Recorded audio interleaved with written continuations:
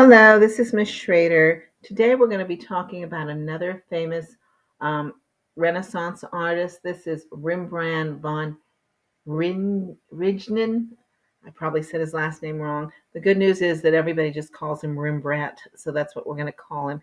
He was a Dutch painter, um, born in 1606, died in 1669. So he's the very end of the Renaissance period, going into what's referred to as the Dutch Golden Age.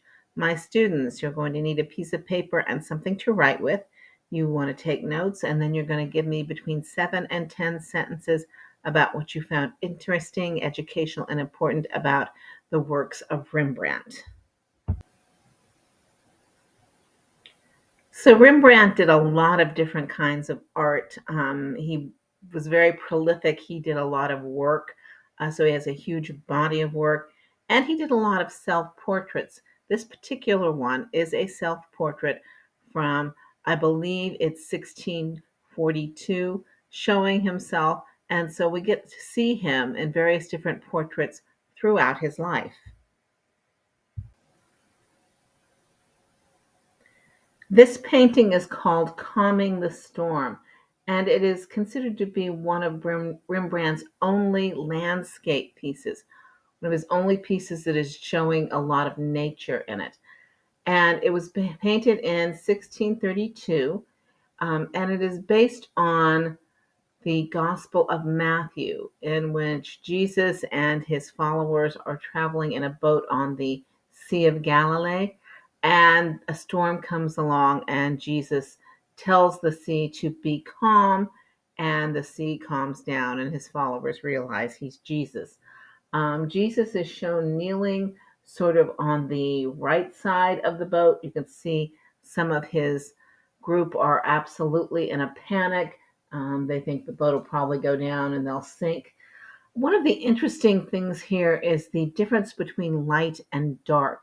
You can see that over to the far right, it's really, really dark.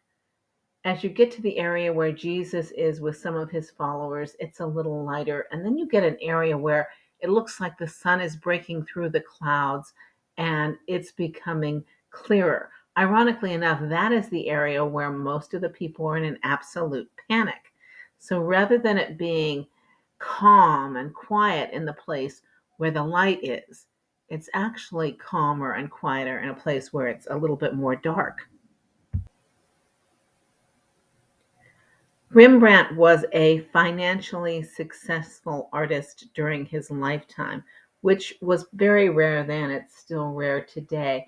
And part of the reason for that was that he was doing paintings for rich people who, would be paying him to do that. This painting is of Heisje Jacobs von Kleberg from Rotterdam, and it was done in 1634.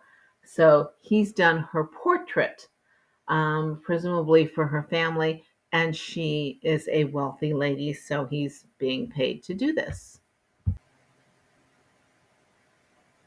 Now, this is another famous um, commissioned painting. This group of men paid for it. This is called the Night Watch. The actual name appears to be the Military Company of District 2 under the command of Captain Franz Bennick.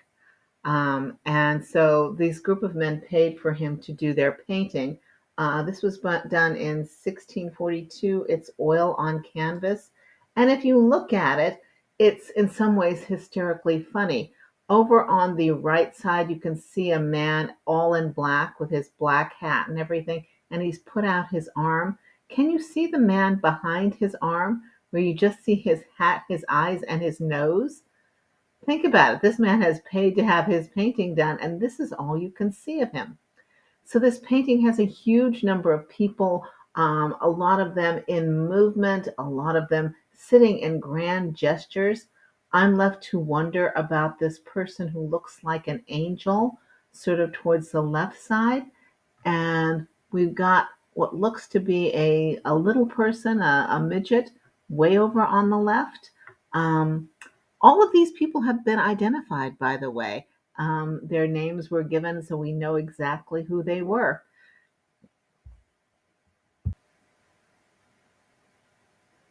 Rembrandt's wife's name was Saskia. They had four children. Sadly, only one of them survived to be an adult. Rembrandt used his wife and his surviving son Titus as models for a lot of his work. This is Titus um, dressed in a monk's habit. It's literally called Titus as a Monk. It's a painting from 1660, oil on canvas. A lot of these pieces are in the Rijksmuseum Museum in Amsterdam. Rembrandt also became very famous for his many paintings concerning Jewish life at the time and Jewish people. He himself was not Jewish, and the Jews then, as they were for many, many years to come, were not well thought of, but because they normally had jobs in business, bankers, lawyers, jewelry makers, they were often very rich and thus could afford to pay him to do paintings.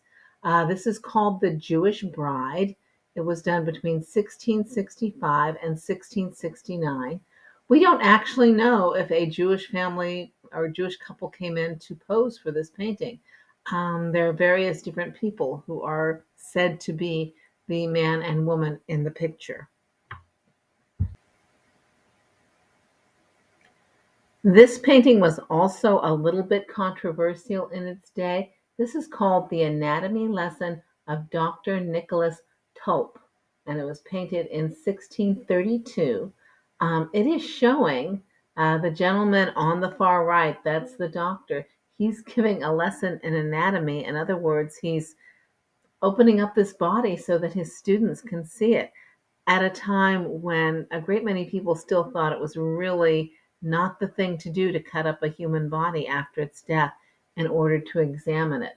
And you should notice, along with the fact that you can see all of the faces, is the fact that you can actually see a little bit of the detail of what the doctor is doing. Here we have a picture of Rembrandt as an old man. This picture was done between 1668 and 1669, so during the last year of his life. Rembrandt is super popular in the Netherlands. In fact, this is the house he lived in. Today it is the Rembrandt Museum. Okay, as we finish up with showing some of the many paintings of the artist Rembrandt, I'm going to end with this one of his wife Saskia as Flora. Flora is the goddess of flowers. My students, you're giving me between 7 and 10 sentences about what you found interesting, educational, and important about the paintings of Rembrandt. Thank you.